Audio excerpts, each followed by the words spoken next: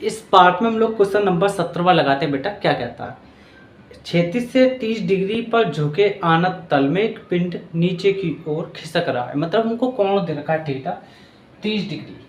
आगे, यदि पिंड तथा तल के मध्य गतिज घर्षण गुणांक मतलब म्यू के की वैल्यू दे रखी है √3/4 हो तो, मैंने सीधा पहले लिख चुका हूं बेटा, पिंड तथा तल के मध्य गतिज घर्षण गुणांक म्यू के बराबर √3/4। आगे, हो तो पिंड के खिसकने का त्वरण ज्ञात कीजिए। मतलब हमको पिंड के खिसकने का त्वरण ए का पता करना है।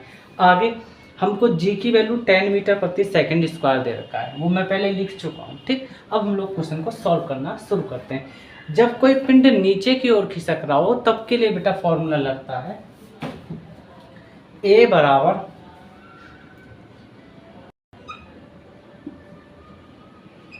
Sine theta minus mu cos theta, और यहाँ चिपक जाता है जी। ये होता है फॉर्मूला। लेकिन गतिज घर्षण के लिए यूज कर रहे हैं तो यहाँ के लगा देंगे, म्यू के। ठीक, अब हम लोग इसका सॉल्यूशन करना शुरू करते हैं बेटा। चलो रखते हैं। तो ए इक्वल साइन थीटा, थीटा की वैल्यू दे रखी है 30,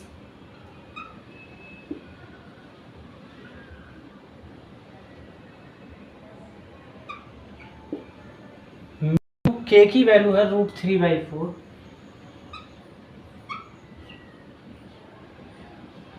कॉस थीटा, थीटा की वैल्यू दे रखी है हमको 30 डिग्री,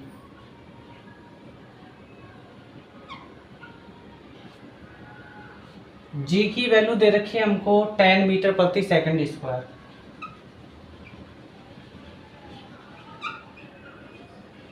ठीक है बेटा, हम लोग जानते हैं कि साइन 30 की मैथ वाले बच्चे जानते हैं 1/2 वैल्यू होती है त्रिकोणमिति टेबल में, मैथ वाले बच्चे अच्छे से जानते हैं। माइनस √3/4, लेकिन बेटा cos 30 की भी वैल्यू √3/2 होती है त्रिकोणमिति टेबल में, ही सब जानते हैं मैथ वाले बच्चे।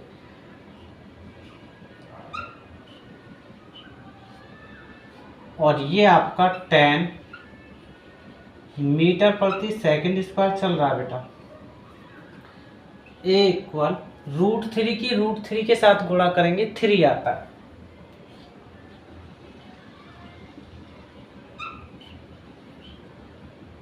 चार दूनी 8, दोने 8 होगा बेटा।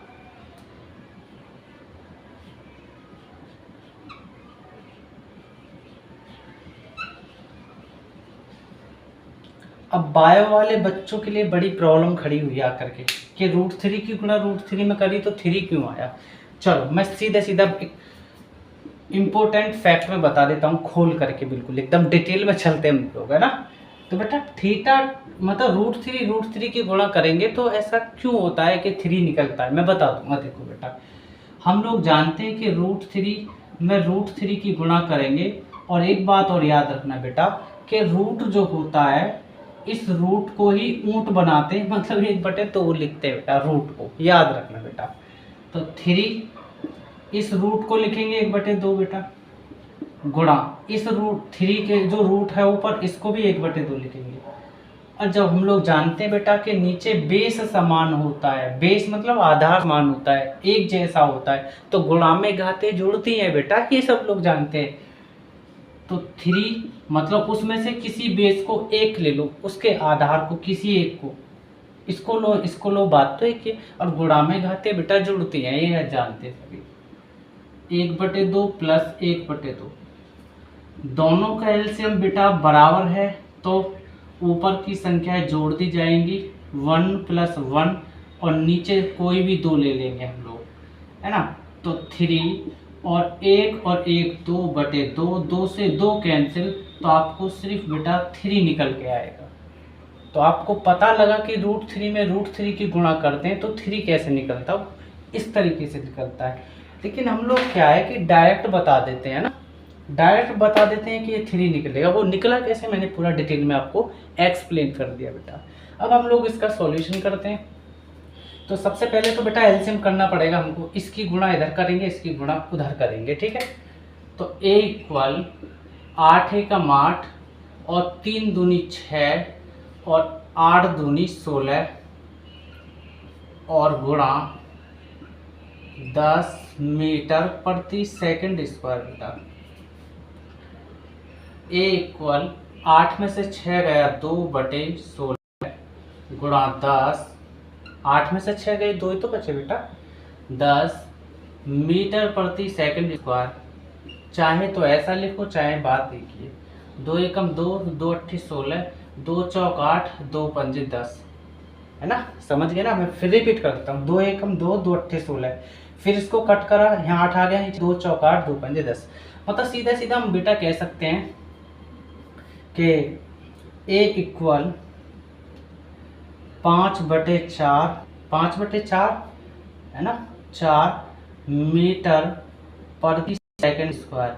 और जब बेटा 5 में 4 का भाग दोगे तो आपको वैल्यू निकल के आएगी 1.25 मीटर प्रति सेकंड स्क्वायर। और यही तो आंसर चाहिए हम इस क्वेश्चन का।